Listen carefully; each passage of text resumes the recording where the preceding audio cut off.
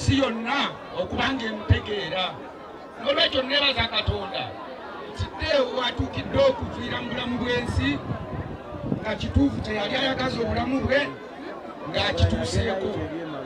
Kadde tuli mu nnaku ne kye yayagala amaliriza n'akituukako. Ewo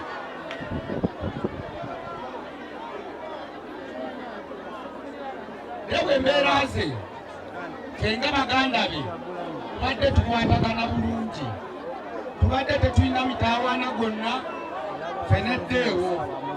N'olwekyo tusubiddwa nnyo okufiirwa muganda waffe ng'ate mukwano gwaffe kitalo nnyo omudongo twefuge amubumpimpi naye kuki obadde nja kusasula ku lw'embeera ya famire eno munzikirize mbatuuseeko ebitonotono ebikwata ku ddeewo. Bebi ddeewo oyo amannya g'amatuufu yembaziira taddeewo. atuuse Kyagulanyi agenda ayita wano mbaziira taddeewo Kyagulanyi atuuse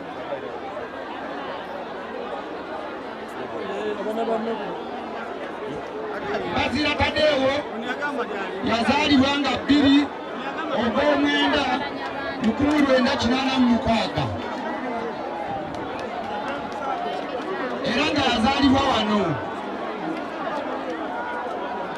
N'olwekyo mu bufunze tusiimye nnyo, tusiimidde ddala. Mwebale nnyo, mwebale.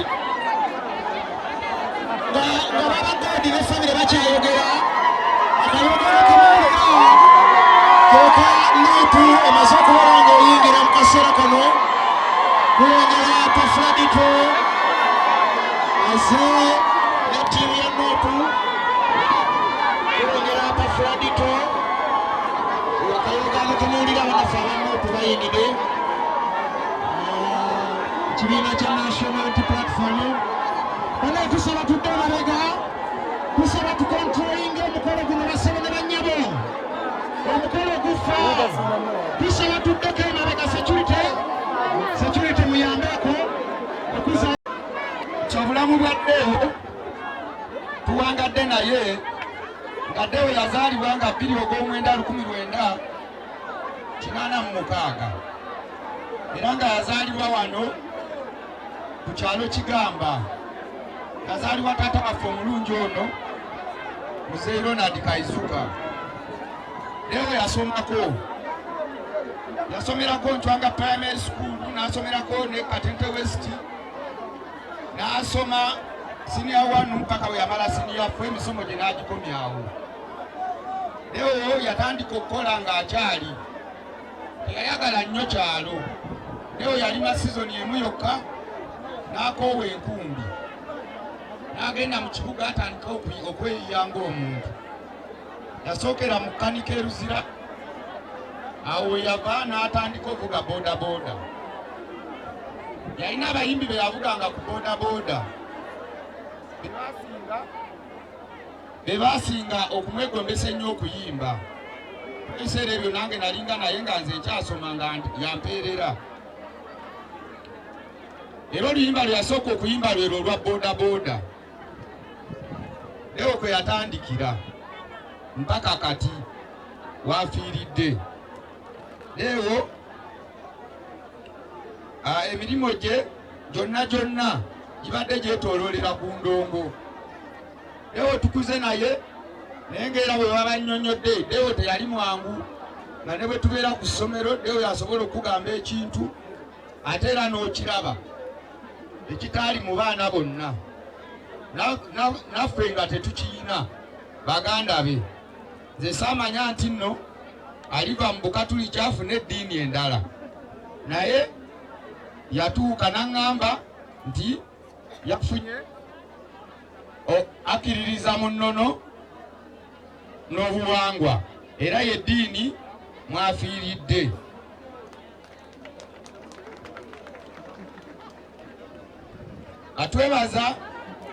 Twebaza mwenna abatuyambye mu mazima amatuufu ku nfa ya Ddeewo. Kubanga Ddeewo ono talwadde.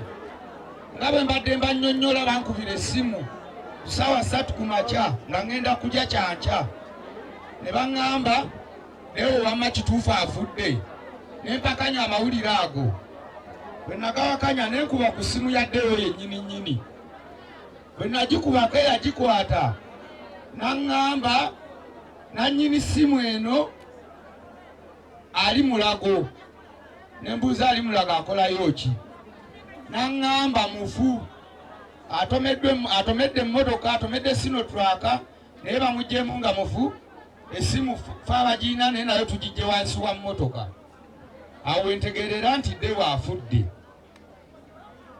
nenkubira ninayo mukulu wange Kampala wali Dr. Mukasa Sewamu nemukubira nemugamba nonyereza ekituufu oba Deo afudde n'alinnya mangu agenda okutuuka ku mmokyale nga waliwo mukulu wange ono abudunyugunya nga yaliwo yekka n'amugamba mazima amatuufu baby Deo ye yakoze eki yafudde ne bankoofaminga bulungi nga Deo yafudde naye neebaza mwenna abatambuzza mayiti ya Deo okulaba nti ekomawo awaka kubanga ekyamazima mulwanye nnyo okulaba nti Deo akomezebwawo neebaza mikwano gya Deo gy'abadde atambula nagyo nze mmanyi Deo buli kyabadde ayina ngenda kukwatagana ne bekikwatako tukizuule tulabe nga bitambula bulungi so si kudda wano kukubagana mpawa nti oba kino oba kiri kuba Deo kyemmanyi abadde n'emikwano emituufu egimuzimba so si kumwavuwaza n'olwekyo Deo alese abaana bato ate n'abaana balese amazima amatuufu sinnabamanya muwendo era olumbe lwa Deo tetulwabirizzaawo kubanga tetunnaba kumanya baana batuufu bayina ate era nga n'ebintu bye tetunnaba kubifuna bulungi wabula nebaza Landi Road Deo wabadde asula sebo mukulu oba oli kumpi janguuko wano Landi Road oyo ajjeko wano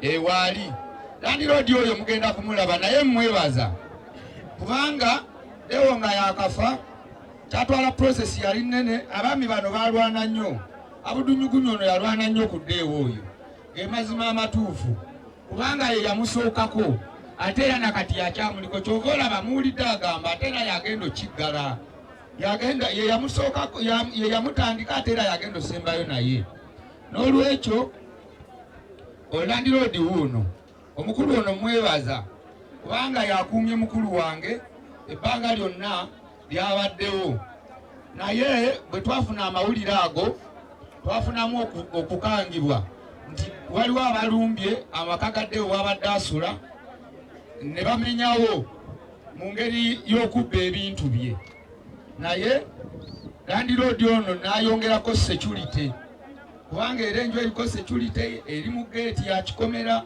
ate eriko basikaali naye n'ayongerako ku mulyango kwennyini kwe yateeka ow'emmundu kale we simwebaza mba nkoze ensobi kaababuuzeeko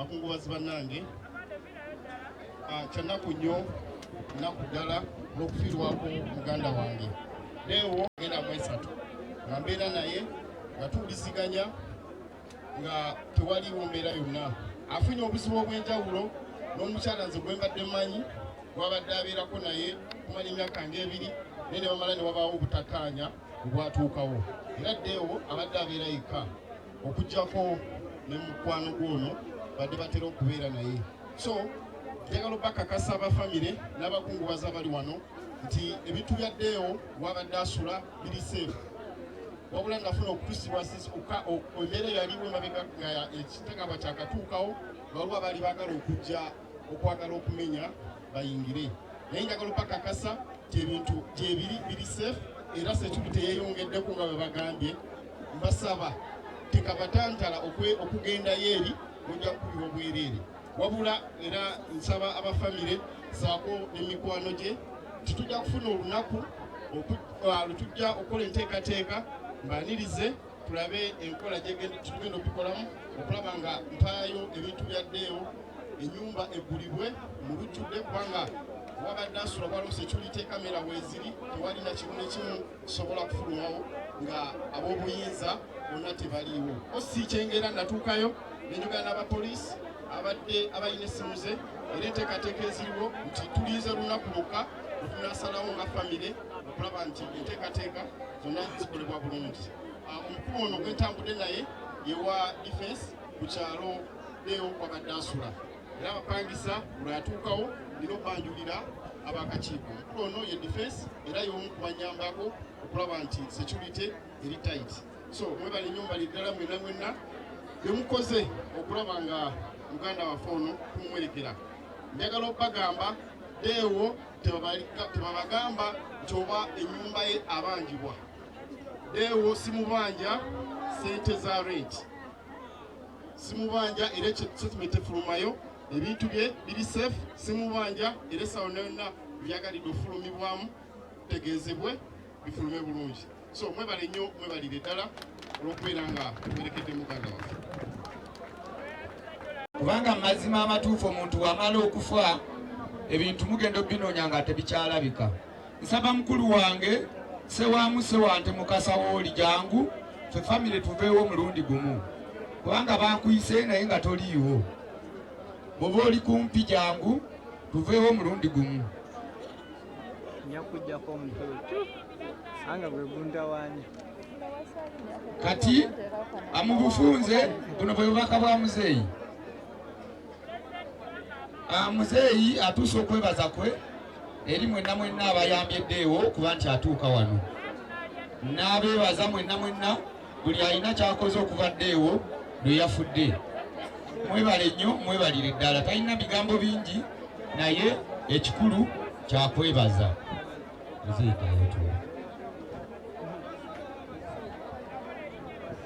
Kaakati ngenda kusaba bakyala bange n'abaana bange abaliwo kati abalese abaana ba Deo mujjeko wano abantu balabe ne kuba mulekwa.